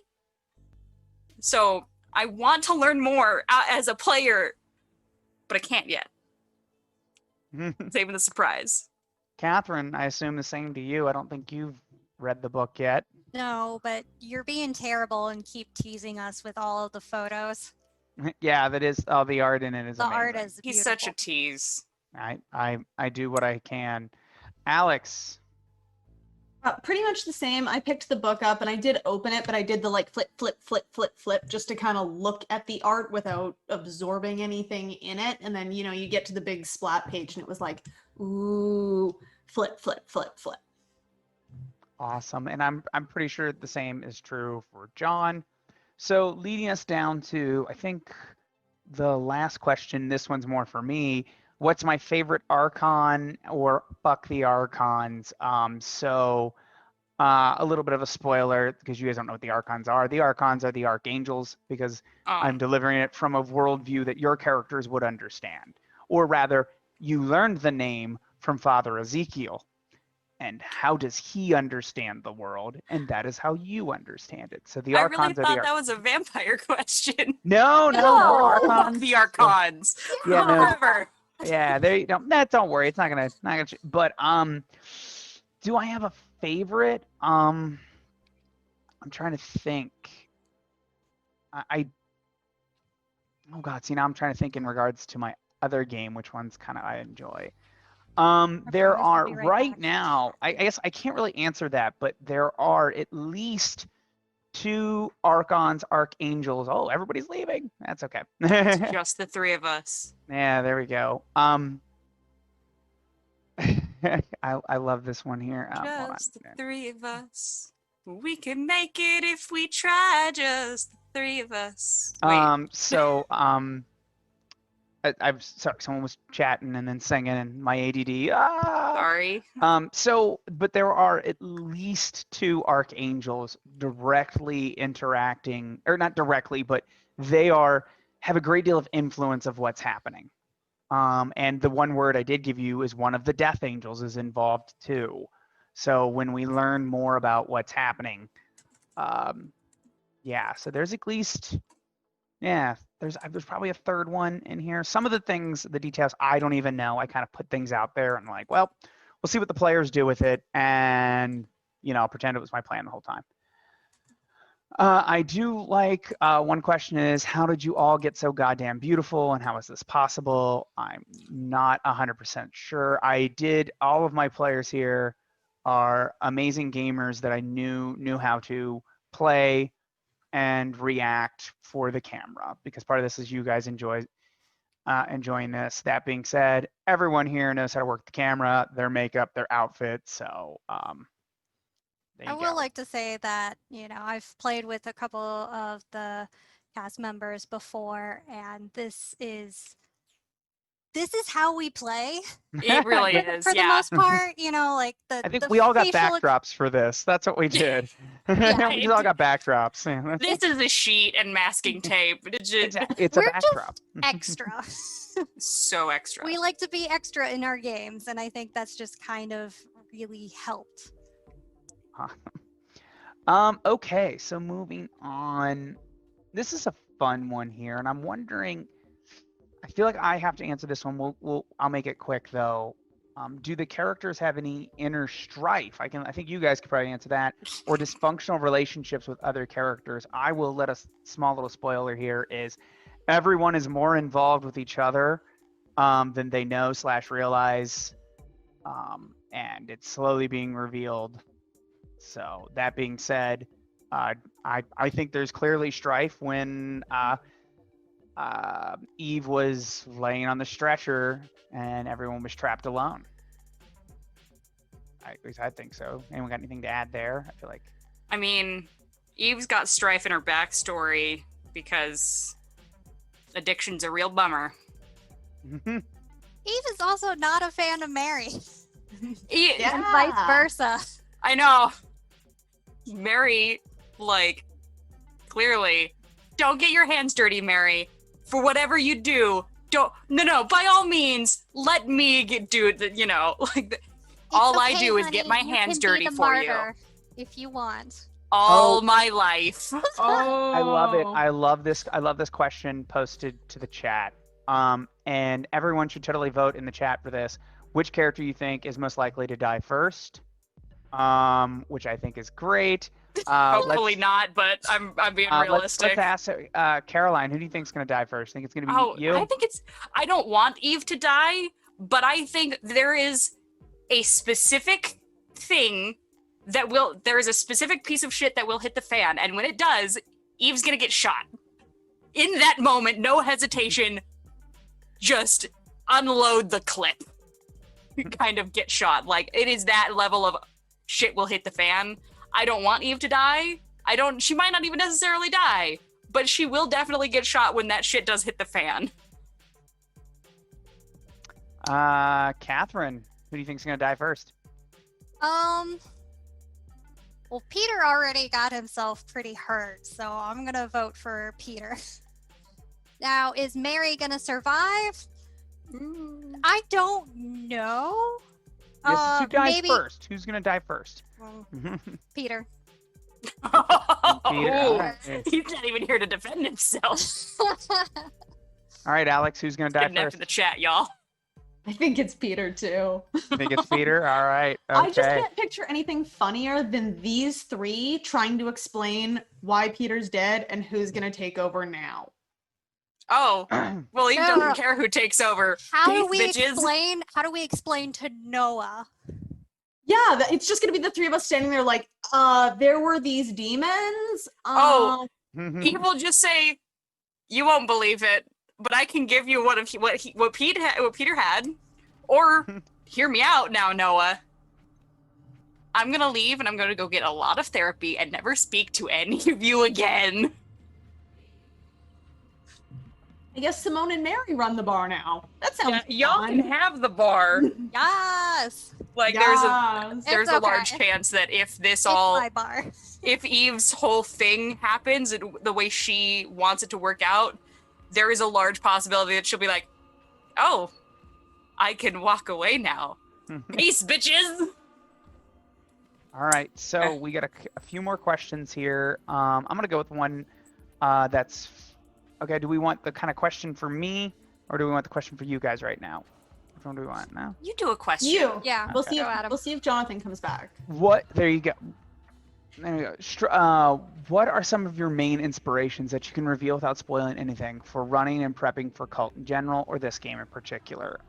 So I would say visually in my mind, what I thought of was, as I said before, the original Crow, Top Dollar, the bad guys, and the Matrix, the Merovingian. I like that idea of underworld, dark, gritty aesthetic. If you look at the art of Cult, it's very industrial, and I liked that kind of feeling. I also felt it gave us a good way to have both the street gang, we could have the mafia set up. I like the idea of Mary being pulled into this world because the mafia and that gothic look of the Crow really pulls in religion. And if the thing I love about the new Cult is that it's really kind of the art ties it more directly to religion. So I love that. So to prep for the game, I don't even remember what kind of got me started on this. I also like, sometimes I get the idea,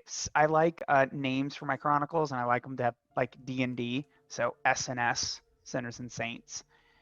And I was thinking kind of thinking of the Crow and stuff like that. I was like, oh, a gang war. Incidentally, another shout out to Jackalope Studios.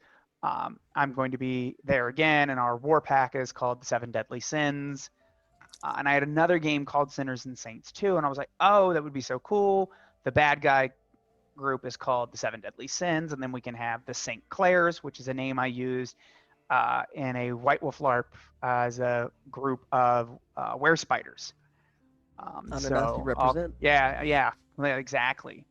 So that kind of Hashtag came Weaver for together, and I life. was like, oh, the saints and the sinners that work together. So other than that, I just kind of had I kind of sat down and thought of each character, how I could pull someone in, and what has set me up is I have kind of two plots happening. I have the plot, like which is the war between the sinners and saints, and then there's that secondary story that every character has a secondary story, which some are directly connected to the main plot and or whatever, and that's what's resolving too.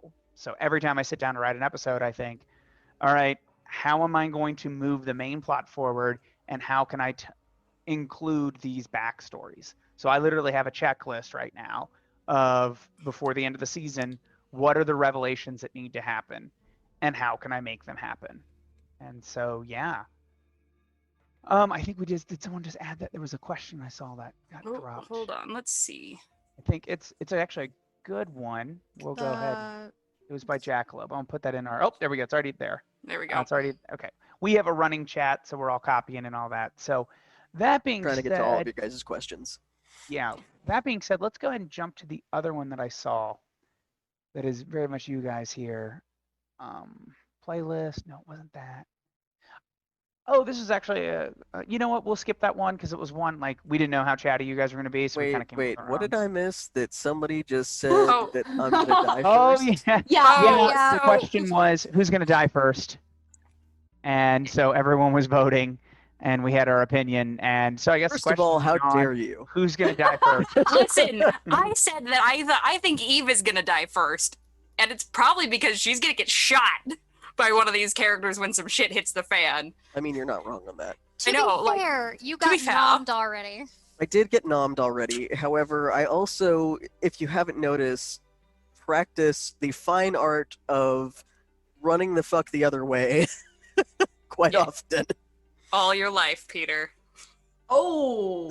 So I feel like, all right, so we kind of, just to let everyone know, we came up with some questions just in case people didn't have a lot to ask us.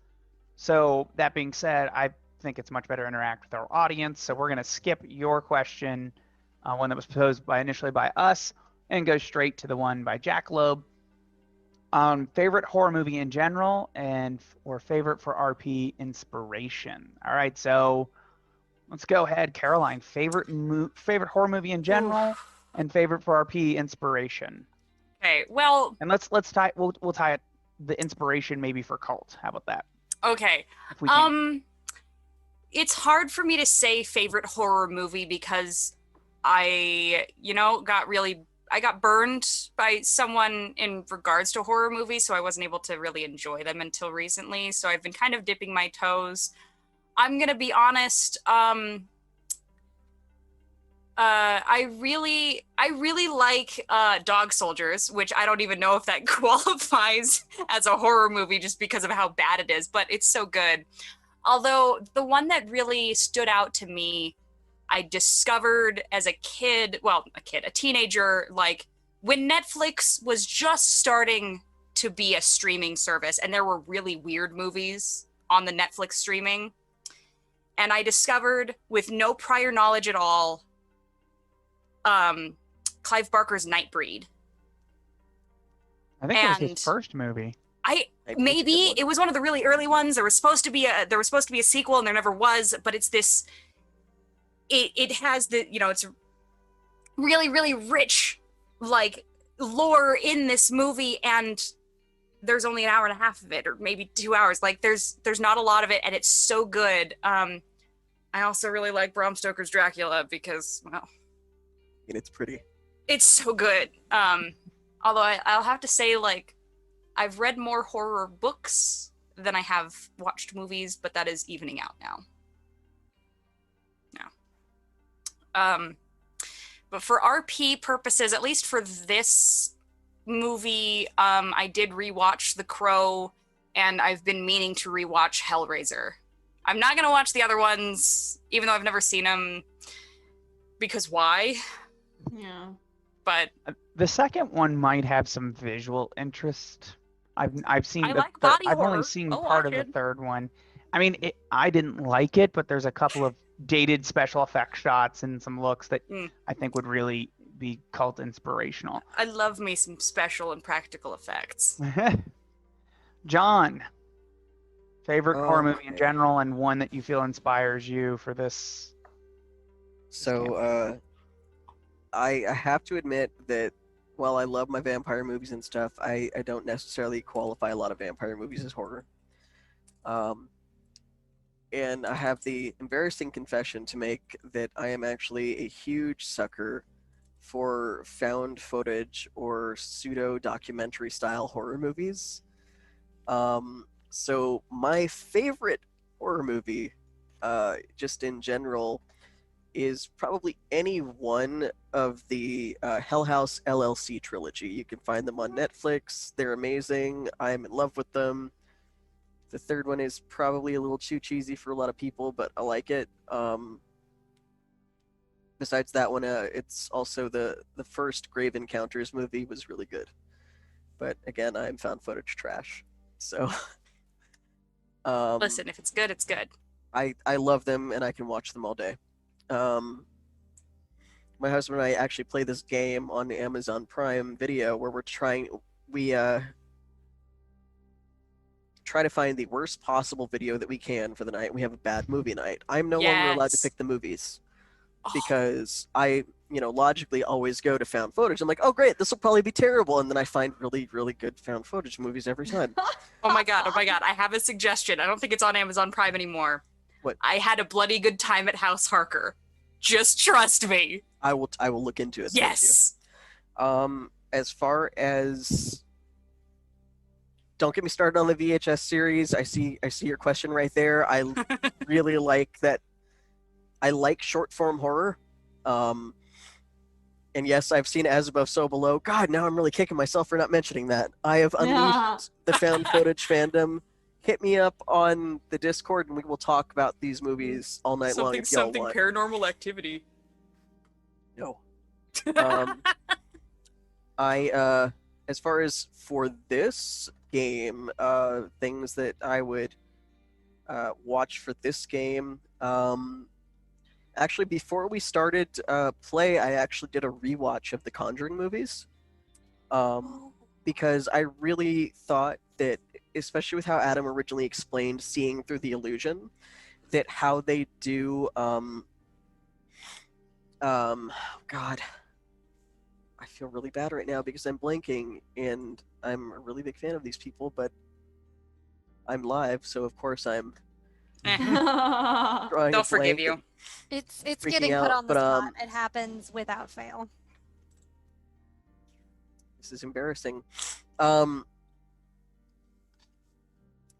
The wife of the Warren duo, how she sees things using her abilities as a medium, those little slips in reality are kind of what my mind immediately went to when Adam described losing stability and seeing through the illusion.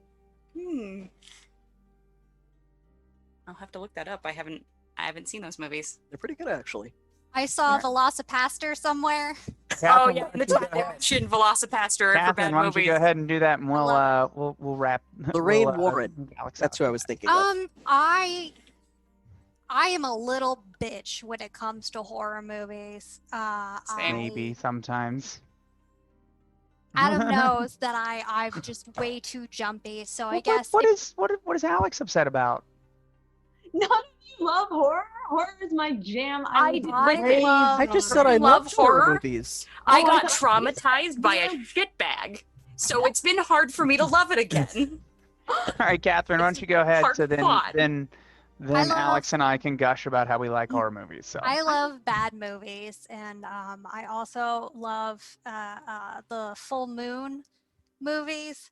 So if you haven't seen Sideshow by Full Moon, like definitely go see that. That is pretty much as close as I really get.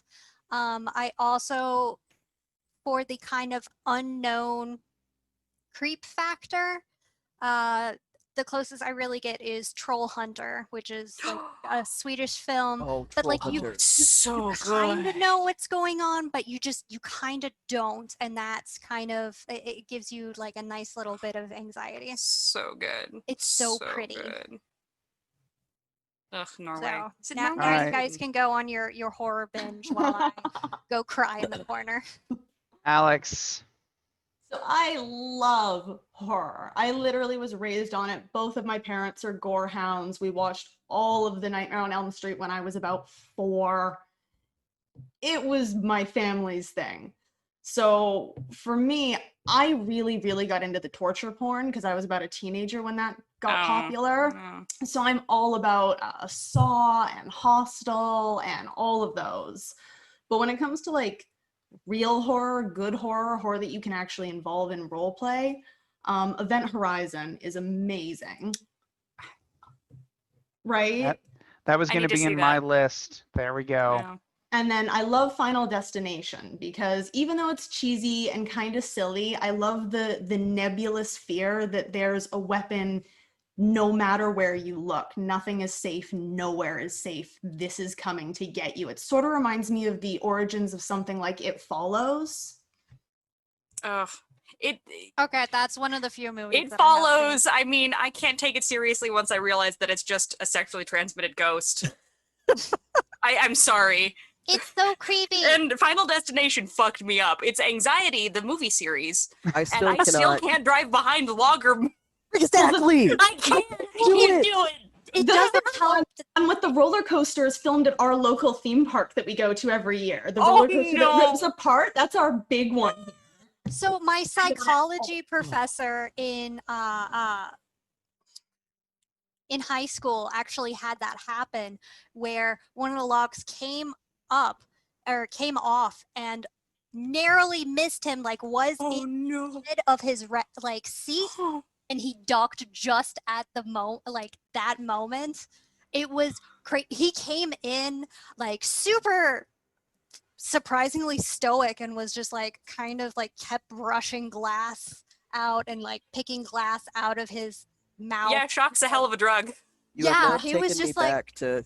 You've now taken me back to the scariest moment of my cross-country drive when I did my move last year, Ugh. which was driving through the rain in the pitch black of West Texas Yep. and coming up on a truck that's transporting a bunch of like pipes and everything. So there I am, and I'm there. I'm like, no, I have seen this movie. I know how this ends. Mm-mm. Yeah, it's a hard no for me, bud. So Oh. my favorite horror movie in general is the original Halloween. I have Okay. I have a Okay. I have a 4K TV, and the only movie I have in a 4K Blu-ray is the original Halloween. When it doesn't really matter if it's 4K, but I know all the little trivia, and it made me kind of a big fan of like cheap horror movies or movies done on a budget that became big. So the original Saw was done very inexpensively, and so I have a little love for that. I do love Event Horizon. It's very much a movie that kind of gets me in the cult mood, as does obviously the original Hellraiser. The second Hellraiser is not as good, but the aspects about it, like where they go to where Pinhead, where the Cenobites are from, that is very much potentially heaven and hell for where you guys might visit. There was something I was going to go on about, but now I totally spaced on it, which is fine. I probably get a little long-winded anyway. Oh, yeah, so what Alex was talking about, how her family was really into horror movies. Mine was not, but growing up, my brother has profound Be right autism. And in order for my parents to go out, once I hit like around 13 or so, I would watch my brother, and my parents would go like right down the street. Like there were pagers then. There were pagers then. I would page them 911 if something was home, and they could be home in like 8 minutes. And there were neighbors that lived nearby in case anything bad happened. But I just had to make sure he was safe and all that.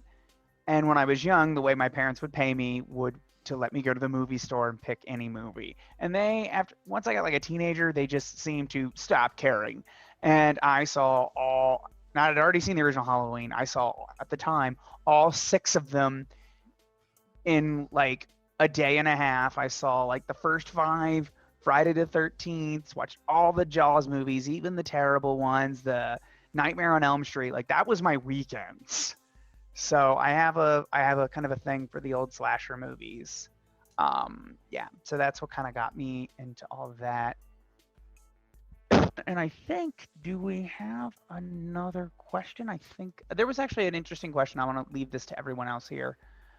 Where is it? By Dr. Occam. Is anxiety a common theme with gamers? And is this an effective outlet of getting around it? As someone who does not directly suffer from anxiety, I cannot answer that. But that being said, before anyone answers, that is, I feel, is an extremely personal question, but we have a little bit of time left over. Does anyone want to expound upon that quickly? I do. Okay, well then I will go. We'll start with Caroline, and we'll just go around, and everyone's opinion on that. So as far, I mean, I should start by saying I by no means have a psychology degree, nor am I terribly interested in studying psychology, because then I have to deal with crazy people, and I am crazy people. I'm enough crazy people for me. And I say that with all love of all of my mental illness, and don't mean to demonize it by saying crazy people, but I don't like humans. I like people, individuals. But I did a lot of research of what is published about the psychology of LARPing and of gaming, and with this advent of Nordic LARP getting really popular in the US, of D&D getting really popular, nerd culture coming to the forefront, therapy has changed. Play therapy has changed from dolls and children to people of all ages playing D&D, playing other tabletop games as a way to be someone else, so that you're not living in your trauma. You're seeing it from someone else's shoes, from a different angle, and it's able to help people process it because of the self, the persona, and that which separates it, the alibi, and the opposite, which is when the persona goes into the self, which is bleed, and separating those and understanding the self and the persona and the alibi and bleed helps people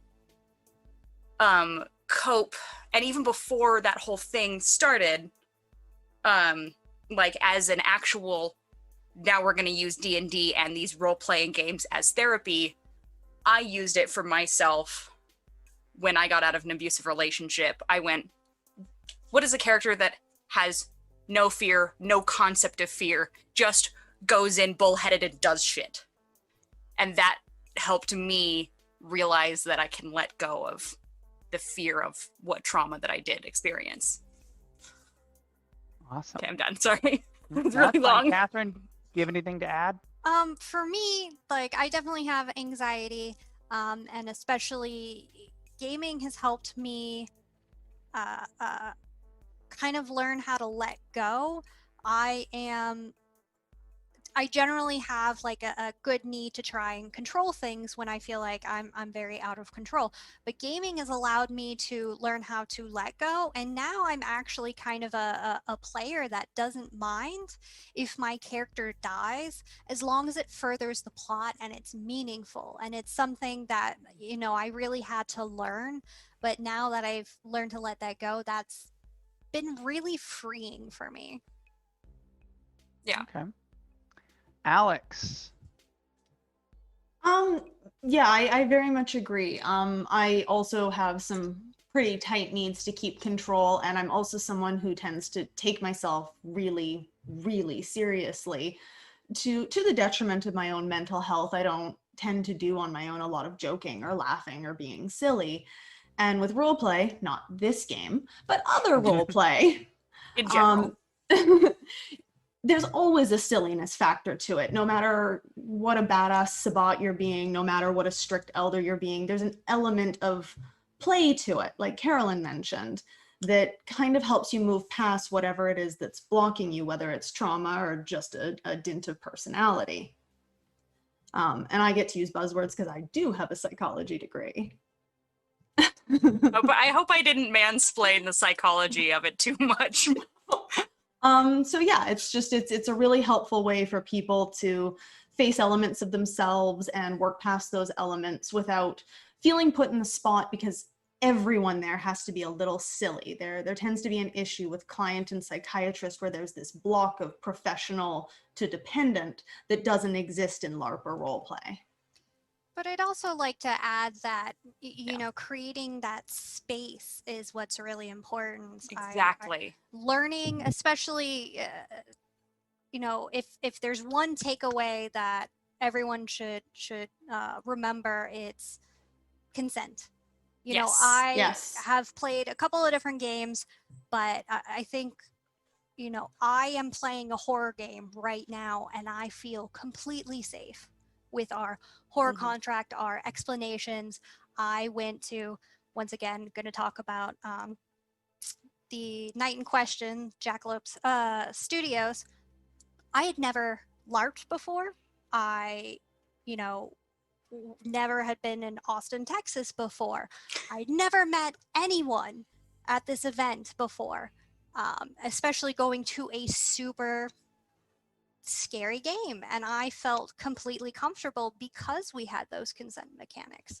And Yeah. so it's really nice to be able to kind of explore like all these scary stuff, but still feel completely safe.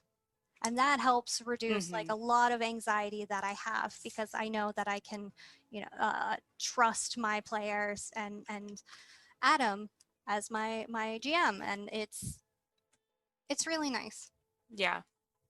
That safe space is what's really, really integral to be able to get to a point in role playing that you can say, it's okay for my character to die. Like, because sometimes it's very antagonistic and you cling to those characters like a security item because those are normal. They are normal. I have them still.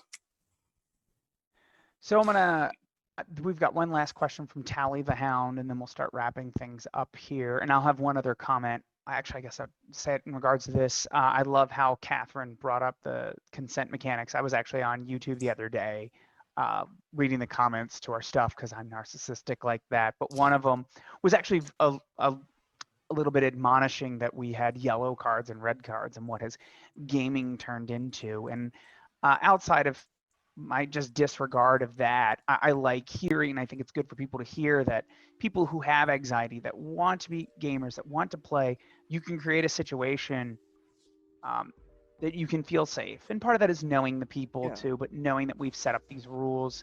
And I also even feel like after a certain point, because we've talked about it at least once, we don't even necessarily, well, I encourage everyone to keep using those things. If we slip up, because we've talked about it so much, we know it's okay to bring it up. So I think that's a good idea. And I think everyone's having a great time being terrified, hunted down by guardian angels, horrible drugs that take you to hell, and all that other stuff. We're in a safe place to do it. But that being said, on KULT, when you've established, trust and consent, you can go a lot harder. Yeah. You can go all of those places because you know that you have a way out. You know that you have a way to bring it to a stop, and you've always got this respectful system to be able to fade to black. So it's much better. Exactly. So Tally the Hound has a question for us that I think is really good, and then we'll go ahead and wrap things up here. After having seen the game and how it's developed, is there a different character type within it that you would might also like to play? So let's do that within KULT here. Now that you've played KULT, you're 4 episodes in, if you were to play it again, or if you could go back and be like, oh, this kind of story, would it be neat to be something different? I don't know. Something like that. Let's go ahead, Catherine, you lead us off. Oh gosh, why would you do that? I'm trying to give like everyone their equal like first and last thing. That's really hard. I guess for me is I actually really love the medium flaw, so I'd love to be like a fake fortune teller or something like that, who's like, oh yeah, like I'm such a great con artist, and then holy shit, this is real. Cool. All right, Caroline. I'm actually, I was gonna go with the same thing, that medium, like just a character similar to Mary's, or like as a full-time medium, or as an unwilling medium, those sort of things of like, oh, and like it's not 1895 and the spiritualist movement is not in full swing. I can't just say the knocking on the wall that you hear that is sourceless is just your dead uncle or whatever. Like it's like no, this is the 21st century, and I can't just say God talks to me sometimes, because you're going to say, okay, well, we have We have a meds for spot that. for you in we have a We- spot you for know, you in Keith Memorial Hospital. Pretty much, like, Here, we have this pill. would you like some therapy about it? Like, it's an interesting concept to play, and it's always interesting to play it in the modern day versus before the mental health field was as developed as it is, and exploring the difference of, no, seriously, God does actually talk to me, and okay, you're still taking your meds, right? Like, exploring that line, I think, with the medium sort of Awesome. avenue. Yeah. All right, John, Um, you could switch your character up, play something different. honestly, I don't know that I would, because I really actually like Peter as a character, and I like that. I kind of like coming into this game already as a terrible person that justifies what he does way too easily, and I kind of really like the moral quandary that I'm now getting, since he's starting to see through the veil of, I mean, does it really matter anymore if I do terrible things and still, go to confession about it? Because if there's nobody there, and there's no heaven or hell really to go to anymore, does it matter? Not that you'd want to go to, at least. I mean, Exactly. Because yikes. Do you want to talk about it? Should I play a therapist character? Jesus. You And- already are, unfortunately. I am the emotional support bartender, Okay. but Best how does bartender. that make you feel? Not drunk enough. And last but certainly not least, I doubt our viewers would be upset. I know they'd be upset without the murder nun. But if you couldn't be the murder nun, and if you could kind of make your own character knowing the story, Alex, what would you do? I would probably play like a Rachel Sinclair. I feel like our little crew here is missing someone who's very familiar with the drugs and was already kind of experimenting with this new one, who could have successfully bought them from someone. Just more of the party vibe. Who knows if it's a bad trip? Let's just keep on rocking kind of attitude. Hashtag no bad trips, just hard trips. Exactly. Ow. Wild child murder nun. There's one last question I can answer real quickly from Chaotic Story. Adam, was it your intention to have all the characters start out as sleepers? Yes, I intentionally did that because my players know very little about KULT, and my favorite thing about KULT, when I read it, I was like, could you imagine? Like, I was like, holy crap, this is fucked up. Let me see what's on the next page. Oh my god, it's fucked up. Could you imagine? So I was like, I want to fuck everyone else up by doing exactly what the book's doing to me. So yeah, so mechanically they're not sleepers because I didn't like the sleeper creation rules. So they're kind of halfway between the sleeper and I don't know, they call it, I forget what they name. There's like several levels of play for where you guys are. So you guys were, some of you, like for example, Simone was more aware of, or at least in some semblance, that you're here to reclaim fallen angels. You're part of the secret society. So there's a little bit more there. Mary has some strange repressed memories and a strange tattoo. There's a little bit there, but I didn't want them to know everything, mainly because when I was asked to do this, it's like, all right, cool, I've got my 4 friends, read the book, do it. We've got 3 weeks. We've got to hurry this up. We had a little bit more time than that, but still, that's a lot to put on people. So yeah, totally did it on purpose. So that being said, though, looking at our time, it's about that time.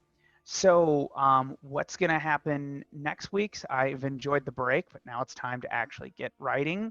I've done a little bit. So our next episode is Ecclesiastes 5:7. For when dreams increase and the words grow many, there is vanity, but God is the one you must fear. So He's weeks not home. I don't. weeks have passed and the war with the 7 deadly sins has continued without Eve. However, this is my little teaser. She's been found mad and out of her mind. Now she's being kept at Keith Memorial Hospital. She can't be kept there for too long unless she falls victim to the experiments. How can Eve be reached? How can Eve be reached in Romania? And how can they free her from the dark clutches of Craven and Barker? Oh, speaking of little things, Wes Craven, Clive Barker. Yeah. I'm sure everyone saw Yeah. that. So there we go. That'll be next This week's isn't going to be episode. terrible for everybody at all. That being Just said, break me out. It'll be fine. Everything I is wanna- awful. I want to thank Helmgast and the KULT Divinity Lost channel for having us here. Special shout out for you guys. If you want to start playing KULT, you're more than welcome to continue to watch us, or maybe go back to the original episodes to see what KULT would be like through our mind's eye. Go to kultdivinitylost.com. You can purchase the book. As we've all kind of glowingly gone over and over again, even if you don't read the book, the art is freaking amazing. The art is That so being pretty. said, since you're So not good. playing in my game right now, you can probably go ahead and read it. We also have coming up on the KULT channel, we're going to have Friday night. We have Heartland, I believe on episode 5 now, because I do have a little bit out of date kind of 5. card here. So not this Sunday, but the next Sunday, Wrath and Tears will return for episode 3. And please join us again next week for episode 5. We are nearing the second half of our first potentially first season or only season of Sinners and Saints. And we will see what happens, and maybe we'll find out if our Deadpool of who's going to die first. We've reached the halfway point. We're now near the climax. I'm Just going to don't live bet on- just because of spite now. Just going to live out of Thanks, you spite. guys. All right. Thank you, everyone, for coming to chat with us. Hope you got to know us as players. You'll see us next week back as our characters and continuing the story. So with that, everyone enjoy. Be safe. Have fun. Bye. Bye.